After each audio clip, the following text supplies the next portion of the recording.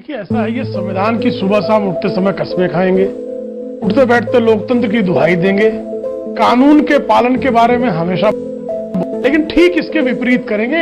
एक समुदाय विशेष को संविधान के अधिकारों को तो पढ़ लिया उसने, दायित्वों को फाड़कर फेंक दिया। ये दायित्वों को मानने के लिए तैयार नहीं कि जब देश में महामारी फैली हुई है, महामारी फैलने की घोषणा राज्य सरकार ने नोटिफाई कर दिया है, विविध राज्य सरकारों ने, केंद्र सरकार उसके लिए योजनाएं लगातार कर रही है, उसके बावजूद आप जो है सारे वैज्ञानिक अधिष्ठानों को खारिज करके वहां जमा होकर जो फिदाइन बनाने वाली विचारधारा है, फिदाइन तो समझ ही रहे हैं आप, फिदाइन ने क्या किया है। अब वो वायरस फिदाइन बनाने पर क्यों आमादा है? क्योंकि उनको भारत के लोकतंत्र आप भी ऐसे अल्फाजों से बचे, भारत के सर्वोच्च न्यायालय में आप भी ऐसे अल्फाजों से बचे। बिल्कुल नहीं बचूंगा मैं, बिल्कुल नहीं बचूंगा। फिदाइन को फिदाइन कहना मेरा संवैधानिक अधिकार है। मेरा फिदाइन को फिदाइन कहना, आतंकवादी को आतंकवादी कहना, अलगाववादी को अलगाववादी कहना, मानवता विरोधी को मानवता विरोधी कहना, ये मेरा मूलभूत अधिकार है और मैं दायित्व के साथ कह रहा हूँ। और मैं दायित्व के साथ कह रहा हूँ। आप पत्रकार हैं, बताइए ना, बहुत माफी के साथ कह रहा हूँ, इसीलिए कह रहा हूँ, पत्रकार बहुत माफी के साथ कह रहा हूँ, पत्रकार हूँ इसीलिए प्रतीक जी कह रहा हूँ, मुझे मेरी बात पूरा करने दो। मैं पत्रकार हूँ इसीलिए कह रहा हूँ, जब भारत में कोरोना वायरस स्टेज 2 पर है, ऐसे संवेदनशील मौके पर इस तरह की जहालत की बात करना, देखो ये जिहादी को जरा कहें, जिहादी को जरा कहें बीच में शांत रहे। इस आतंकवादियों के अवैध वैचारिक औलादों से मैं कहता हूँ, कैसी भाषा बोल रहे हैं आप? कृपा करके शुक्ला जी क्या हो गया? अपनी यही सही भाषा बोल रहा हूँ मैं। आतंकवादी को आतंकवादी कहना पड़ेगा, कव्वाली बंद कीजिए, को फिदाइन कहना पड़ेगा। अरे भाई, अरे कव्वाली तुम गाना बंद करो। फिदाइन कहाँ से आ गए? फितरत को बहलाने वाले लोग, गौमूत्र वाले कहाँ से आ गए? कहाँ से आ गए? गौमूत्र पिलाना बंद करो। मूत्र वाले कहाँ से आ गए? हाँ, गौमूत्र पिलाना बंद करो। वाला कहाँ से आ गया? ये सुअर के मूत्र वाले के बारे में कृपया बताना। बराए मेहरबानी शुक्ला जी, बड़े लंबे समय तक आपने पत्रकारिता की है, बड़े लंबे समय तक शुक्ला जी आपने पत्रकारिता की है, इसलिए कह रहा हूँ मैं पत्रकार हूँ, इसलिए पूरे दायित्व के साथ कहता हूँ। आईएसआई के इशारों पर नाचने वाले, पीएफआई के इशारों पर नाचने वाले, शोएब जमी जैसे आतंकवादियों के समर्थक इस देश में वायरस का भी पूरी तरह से दुरुपयोग करना चाहते हैं, और ये दिखाई दे रहा है। ये शोएब जावेद ने कहा, लेकिन आप जान लीजिए कि सीए के विरोध में हम शुरू से खड़े थे, आज भी खड़े। हमने स्ट्रेटजी चेंज की। एनपीआर पूरे देश में फेल होगा। अगर एनपीआर फेल हो गया, एनआरसी आप नहीं कर पाएंगे, और एनआरसी एनपीआर फेल हो गया तो सीए का कोई फर्क नहीं पड़ेगा, कोई फर्क नहीं पड़ेगा। एक सेकंड सर, आप एक चाल चलेंगे, हम 1.5 चाल चलेंगे। यहाँ कोई शतरंज नहीं हो रही है 47 लोगों की लाश पे बैठ के। आप अगर ये चालबाजियां खेल रहे हैं तो डूब के मर जाइए शर्म के बारे में। उसके बाद सलमान साहब की बात चलेगी। एक सेकंड, ये कोई शतरंज की चाल नहीं हो रही है। 47 लोगों की लाशों पर खेल रहे हैं आप, शर्म नहीं आ रही है आप लोगों को? 47 लोगों की लाशों पर आपका तो कोई रोल ही नहीं है उसमें। आप तो केवल फातिहा पढ़ने के लिए बैठे हैं उनकी लाशों पर, आपका तो कोई रोल ही नहीं है। आप तो उसमें भी कमा लेंगे, आप तो उसमें भी कमा लेंगे। कपिल मिश्रा मुझे कौन पढ़ाइए उस पर? बोलिए सुबह खान। उसके बाद सलमान वेट कर रहे हैं बहुत देर से। मुसलमानों के घर चले, कभी आपने उसका जिक्र आप तो यही गिन रहे होंगे ना उसमें कितने ने टोपी पहनी और कितने ने जनेऊ, यही गिन रहे थे आप लाशों में बैठकर। रोहित जी, 370 का मामला आता है तो विरोध में आप खड़े होते हैं, रोहिंग्या मुसलमानों का मामला आता है तो विरोध में आप खड़े होते हैं, अब कोरोना का मामला आता है तो तबलीगी जमात के प्रतीक के तौर पे देश में टेलीविजन चैनल पे आप खड़े होते हैं। चक्कर क्या है? सर एक सेकंड, रहमानी साहब शोएब जमाई से पूछ रहा हूँ। अब आप अभी इतना तो आपको समझ नहीं आया कि आप शोएब जमाई की जगह भी लेने पड़े आप, है ना सर? एक बार शोएब जमाई बोले फिर आपके पास आ जाता हूँ। नहीं, बोलिए शोएब मैं मानता हूँ कि मैं तो बहुत अदना सा शख्स हूँ, बहुत सारे लोग खड़े होते हैं, लेकिन ये मेरे अल्लाह की तरफ से मेरे ऊपर एहसान है कि जहाँ पे हक और इंसाफ की लड़ाई लड़ने की बात आती है तो शोएब जमाई, या जब देश के खिलाफ लड़ने की बात आती है, देश के खिलाफ खड़े होने की बात आती है, तो भी आप अल्लाह को बीच में घसीट रहे हैं। आप उसको केवल कवर दे रहे हैं इस बात से, भगवान का नाम लेके।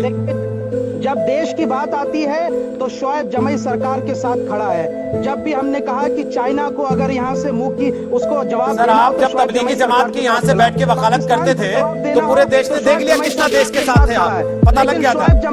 संविधान लोकतंत्र और जनतंत्र की रक्षा के लिए लड़ाई लड़ता रहेगा और तब तक लड़ता रहेगा जब तक हमारे देश में लोकतांत्रिक गला घोटने की जो ये साजिश संघवाद की और पिछले 6 सालों से जिस तरीके से पूरे देश का माहौल को खराब कर दिया गया वो ठीक नहीं हो जाता, तब तक हमारी लड़ाई चलती रहेगी और हम इसके लिए तत्पर रहेंगे। रैली नहीं चल रही है सर, सिंपल सा सवाल पूछा था, उसमें आप भाषण देने लग गए पूरा।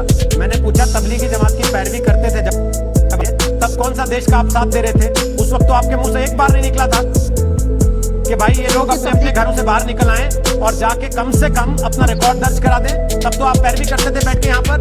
और आज जब आप दोबारा धरने की बात कर रहे हैं, मुझे बता दीजिए आपने बना लिया क्या कोरोना वायरस का वैक्सीन, जो आप दोबारा कह रहे हैं कि हम धरना देने के लिए तैयार हैं अगर दोबारा खुलता है मामला? तो उन्होंने कोरोना वायरस के लिए जो ड्रग्स है वो 2 ड्रग्स की पहचान की मॉलिक्यूलर स्ट्रक्चर के बुनियाद पर, और ये आपकी न्यूज चैनल ने भी इस खबर को चलाया और दिखाया भी। तो इस पर तो हमें जामिया पे गर्व होना चाहिए ना कि ये हम कर रहे हैं। जामिया पे जहां गर्व करना कर रहे हैं, लेकिन उन दोनों साइंटिस्ट ने आपको ये तो नहीं कहा ना कि शोएब जमाई ये लोग गोली और खिला दो सारी महिलाओं को, बैठा दो दोबारा धरने पर शाहीन बाग में, या ये क्या भेजा उन्होंने आपको? भाई हम तो शाहीन बाग का कहा, हमने कहा कि हम वहाँ बैठ रहे हैं, आपको क्यों ऐसा लगता है? शोएब जमाई पिछले आधे घंटे में ये चौथी मर्तबा है जब आप पलटी मार रहे हैं। सर इतनी पलटी में मारने वाले तो राजनीति में भी नहीं टिक पाते हैं। थोड़ा सा सीख ले लीजिए नेताओं से, कितना पलटना होता है। लोटा बन जाएंगे तो फिर लोटा तो लौटता ही रहता है। सर बेफेंदे के लोटे की तरह लौटते रहेंगे तो फिर लौटते ही रह जाएंगे। कोर्ट ने जो कहा है शोएब जमाई संविधान की सारी पढ़त आपके पास है, कोरोना की दवाई आपने बना ली है। कोरोना हमको होगा नहीं मस्जिद में बैठने से, ये पैरवियां पहले बैठ के टीवी पर आप ही करते थे। भाई अगर ये देश आप ही के रास्ते से चलने लगा तो फिर तो हो गया बेड़ा पार इस देश के लोगों का। जमाई साहब बस कीजिए ना, बिल्कुल आप इसी लायक है कि आपका मजाक उड़ाया जाए। बस कीजिए बस कीजिए ना, बस चलिए आप बस कीजिए। मैं संगीत रागी के पास जा रहा हूँ, बस कीजिए चलिए। आवाज कम, अब संगीत रागी के पास जा रहा हूँ प्लीज, चलिए आवाज कम,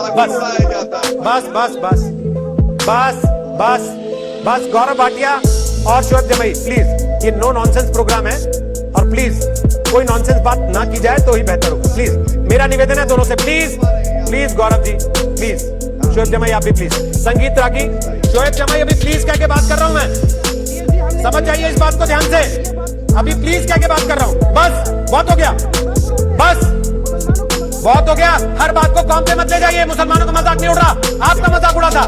पर्सनल बात को पूरी कौम पे ले जाके हमेशा विक्टिम कार्ड में दे किया कीजिए, बस कीजिए अब इस बात को। गौरव भाटिया आप भी प्लीज। संगीत रागी, आज की परिस्थिति में क्या ये देश अफोर्ड कर सकता है कि इस तरीके की ड्रामेबाजी फिर से शुरू हो सड़कों पे, चौक चौराहों पे, जहां लोग लगातार मर रहे हैं, जहां हर रोज इस बात की लड़ाई हो रही है कि दुनिया भर को अब तक वैक्सीन नहीं मिल पाया, कोरोना का इलाज नहीं हो पाया। यहाँ इस बात को लेकर लड़ाई चल रही है कि 70 दिन के लॉकडाउन के बाद हमने क्या क्या हासिल किया। फिर से धरने प्रदर्शन, फिर से वो सारी नौटंकियां चालू करने की स्थिति में है क्या देश? रोहित जी, पहली बात तो कि ये संविधान जो है वो 1949 में लागू नहीं हुआ था, 1950 में लागू हुआ था। दूसरी बात, शोएब जमाई जी ने ठीक बात ये कहा था कि शाहीन बाग एक सोच है और वो सोच इस देश में भारत के आजाद होने के पश्चात से ही शुरू हुआ था, उससे पहले भी था और वो सोच जारी है। वो सोच जो है वो पॉलिटिकल इस्लाम का सोच है जो दुनिया में हर जगह या तो थियोक्रेटिक स्टेट के लिए लड़ता है या सत्ता के खिलाफ संघर्ष रहता है। आज के दिन में दुनिया का कोई ऐसा कोना नहीं है जहां पर यह पॉलिटिकल इस्लाम संघर्ष नहीं कर रहा है। वो सत्ताओं के साथ संघर्ष करता है और डेमोक्रेटिक कॉन्स्टिट्यूशन मैकेनिज्म को वो सहारा बनाता है, जबकि उसका संविधान और लोकतंत्र में कहीं से विश्वास नहीं है। एक इस्लामिक राज्य कभी भी डेमोक्रेटिक हो ही नहीं सकता और न ही इस्लाम की धारणा लोकतंत्र में है। दूसरी बात, ये जो शाहीन बाग सोच है, आप देखेंगे कि ये वामपंथी और जिहादियों दोनों का गठबंधन था। जो लोग ये कहते हैं कि शाहीन बाग जो है वो एकाएक आंदोलन प्रकट हुआ है, मैं इसे बिल्कुल नहीं मानता। ये चाइना, पाकिस्तान और वामपंथी जिहादियों का एक संगठित सुनियोजित षड्यंत्र का हिस्सा था, जो बाद में इस देश में कई जगहों पर दंगे करवाते, दिल्ली में तो हुआ ही, लेकिन इस देश के हर जगह हर कोने में इस प्रकार को देश तोड़ने की दिशा में काम करने का सुनियोजित प्रयास का हिस्सा था। वसीम रिजवी नहीं, देखिए ठीक है सर, रोहित आप- सरदारा जी, मैं जब आप समझता जिम्मेदार हूं कि मानते आप नहीं भी अपने आप को, जिम्मेदार पत्रकार है। नहीं, जब मुझे आप- लगता है ऐसे वक्त सर, में आप किसी जिम्मेदार किस्म मानते का- नहीं अपने आप को, तो नहीं, फिर किस एक बात की बहस सवाल- आपसे? देखिए, शब्दों का हेरफेर है ना। जब 400 श्रद्धालु वहां पे वैष्णो देवी में फंसे हुए थे, एक मानवीय संवेदना सर, होती है। मैं ये और कह आप रहा कहते हैं कि हूं, मरकज में छिपे हुए मैंने हैं, तो भी आज तो फंसे एक हुए हैं भी, ना, सर। शोएब जमाई ध्यान से ये कान शब्दों खोल के का सुनिए, हेरफेर क्यों करते हैं? ध्यान से कान खोल के ये सुनिएगा शब्दों का शोएब जमाई, हेरफेर- ध्यान से कान खोल के सुनिएगा, सुन रहा हूं। ध्यान से कान खोल के सुन लीजिए। आज आपको बता रहा हूँ, ये शब्दों का एक हेरफेर वैष्णो क्यों कर देवी रहे हैं में आप? कितने कोरोना पॉजिटिव आप कह आपको रहे मिले, हैं कि वहाँ पे जिन्होंने श्रद्धालु देश भर में फंसे जाके हुए कोरोना वैष्णो फैलाया, देवी जिनके ऊपर आरोप लगा, आपके सामने दिल्ली के मुख्यमंत्री बैठ के बोल कर गए अभी कि यहाँ से निकले लोग देश के अलग अलग हिस्सों में गए, उनमें से 10 मर चुके हैं, 24 कोरोना पॉजिटिव है। आपको फिर भी शर्म नहीं आ रही? आप उसको हिंदू मुसलमान का एंगल दे रहे हैं। आपके घर में लोग मर रहे हैं, उसके बाद भी आप बोलते हैं कि हिंदू के घर में बचा लीजिए, हमारे मरने दीजिए। शर्म नहीं आती आपको ये बात कहते हुए? हिस्सों में गए हैं तो क्या वो मरकज से इनफेक्ट शर्म आनी चाहिए ऐसे लोगों को जो ऐसे संकट की घड़ी में भी हिंदू मुसलमान कर रहे हैं। आप कहते हैं वैष्णो देवी में फंसे हुए हैं, कर रहे हैं। मरकज में कहते हैं छुपे हुए हैं। आप कर शर्म रहे आनी हैं। चाहिए आप- ऐसी पत्रकारिता ये करने सारे वाले लोगों शब्द को, आपके हैं, जो ये सारी ऐसे भाषा संकट आपकी की है, घड़ी में भी और ये हिंदू सारा मुसलमान नहीं तरीका कर पा रहे अपने थे। सर से शिफ्ट जब- करने का जब जिम्मेदारी कोई मौका ये नहीं केवल मिल आप पा कर रहे हैं। आपको आप